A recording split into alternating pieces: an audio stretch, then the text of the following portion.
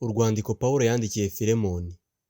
Pawulo imbohe ya Kristo Yesu na Timoteyo mwene data, turakwandikiye Filemoni ukundwa dusangiye umurimo, na Afiya mushiki wacu, na Rukipo umusirikare mugenzi wacu n'itorero ryo mu rugo rwawe. Ubuntu bube muri mwe n'amahoro, biva ku Mana Data wa twese no ku Mwami Yesu Kristo.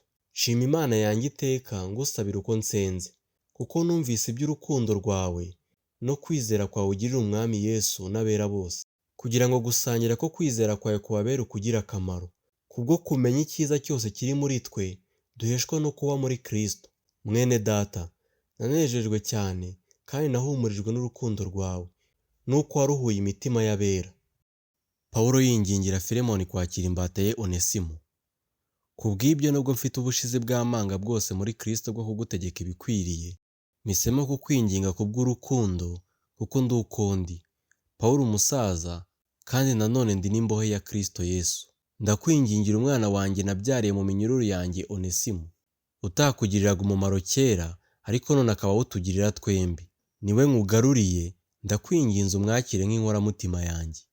Icyakora nari nkunze kumugumana kugira ngo ankorere mu cyimbo cyawe, mboshywe n'ingoyi kubw'ubutumwa bwiza.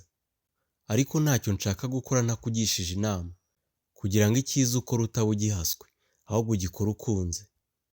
Ahari icyatumye atandukanwa nawe igihe gito, ni ukugira ngo muzabane iteka, atakiri imbata yawe ahubwo aruta imbata, ari mwene se ukundwa. Ukundwa nanjye cyane, ariko akarushaho gukundwa nawe ku by'umubiri no ku by'Umwami wacu.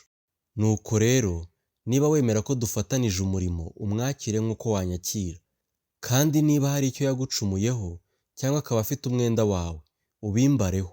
Ni njye Pawulo wanditse n'ukwanjye kuboko, yuko nzabyishyura. Ne kwirirwa nkubwira yuko nawe ubwawe uri mu mwenda wanjye, uwo mwenda ni wowe ubwawe.